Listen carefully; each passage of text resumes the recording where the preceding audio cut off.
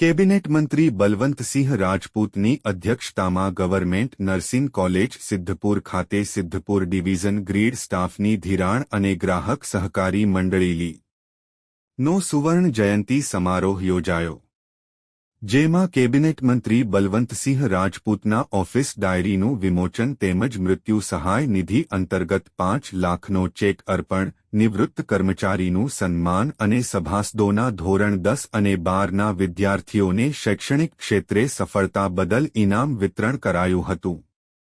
આ પ્રસંગે કેબિનેટ મંત્રી બલવંતસિંહ રાજપૂતે સભાસદોની સેવાકીય પ્રવૃત્તિઓને બિરદાવી અભિનંદન પાઠવ્યા હતા। તેમાંથી પ્રેરણા લઈ સમાજના હિતમાં આવા સેવાકીય કાર્યો કરવા તેમણે અપીલ કરી હતી। તેમણે કહ્યું કે એક જમાનો હતો, ભારત દેશ સોનાની ચીડિયા કહેવાતો હતો, વિશ્વનો 25% વેપાર ભારતમાં થતો હતો। આજે સ્થિતિ બદલાઈ છે। પ્રધાનમંત્રી નરેન્દ્રભાઈ મોદીના નેતૃત્વમાં આજે આપણે વિશ્વગુરુ બનવા જઈ રહ્યા છીએ। 140 કરોડ લોકો આત્મનિર્ભર બને એવા પ્રયાસો થઈ રહ્યા છે। પ્રધાનમંત્રી નરેન્દ્રભાઈ મોદીએ અલગથી સહકાર વિભાગ ઊભો કરી તેના દ્વારા અનેક ક્ષેત્રે પ્રગતિ કરી શકાય એવી વ્યવસ્થા ઊભી કરી છે।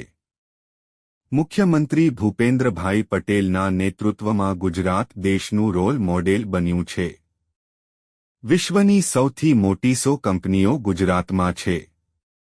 વિકસિત ભારતનો નકશો તૈયાર છે, ત્યારે વિકસિત ગુજરાતમાં સૌના સાથ સહકાર અને યોગદાન માટે મંત્રીએ આહવાન કર્યું હતું। રિપોર્ટર અનિલ રામાનુજ, રાધનપુર, પાટણ।